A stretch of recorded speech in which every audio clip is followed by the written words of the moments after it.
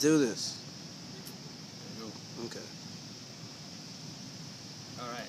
So, my grandfather used to tell this story about back in World War II when he was an aircraft mechanic. It was one of his jobs. He was a jack of all trades. He was a radio operator. He was a tail gunner, but he also worked on the engines. So, one day, he's up on the engine and he's working on it. Now, they used to have these benches, little tiny benches they'd set up on the wing, and they'd put their toolbox and their lunchbox and stuff up there with them, so they wouldn't have to keep shuffling around all day.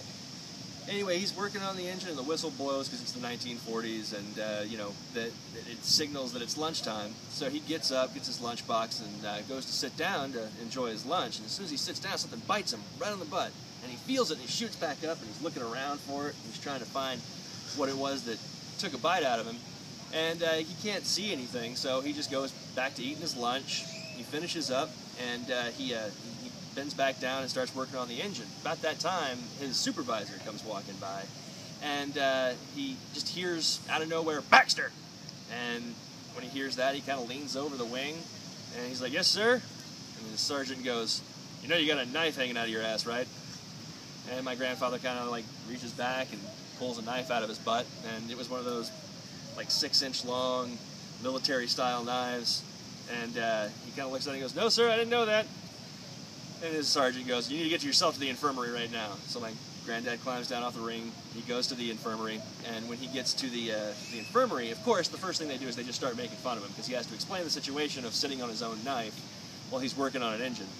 So they start making fun of him. They start calling him Jab-Ass, a nickname that stuck with him for the entire rest of the war.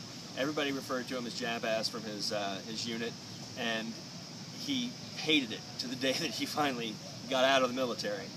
And so, anyway, he gets stitched up, takes about 6 inches to close the wound, and he gets bandaged up and all that good stuff and starts heading back to work. But before he goes back, stops off in the latrine. And he goes to the bathroom, which is kind of a painful process, having, you know, a stab wound on his butt that's pretty fresh. And he comes out of the stall, and he's washing his hands, and about that same time, a colonel comes over. And this was the colonel of the entire base. And he comes over and starts washing his hands. He's got a smile on his face, and he goes, "You know, I just heard the funniest story about this guy that sat on his own knife and had to go to the infirmary. They were calling him Jab-Ass down there. He must have been embarrassed as hell." My grandfather's a little frustrated because, you know, he just spent, you know, probably an hour or so being called Jab-Ass by these people.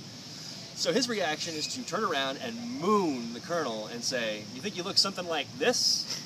And the colonel's eyes get really big around, and not much else is said, and the colonel kind of finishes washing his hands and walks out. Well, 3 weeks later, my grandfather gets called into the office, the colonel's office, and gets awarded a Purple Heart in the middle of World War II because he sat on his own knife. And of course, my grandfather, being the man that he was, he returns the medal because people are being shot on the beaches at Normandy and all that good stuff, and he didn't want to keep a Purple Heart that he got for stabbing himself in the ass. Awesome.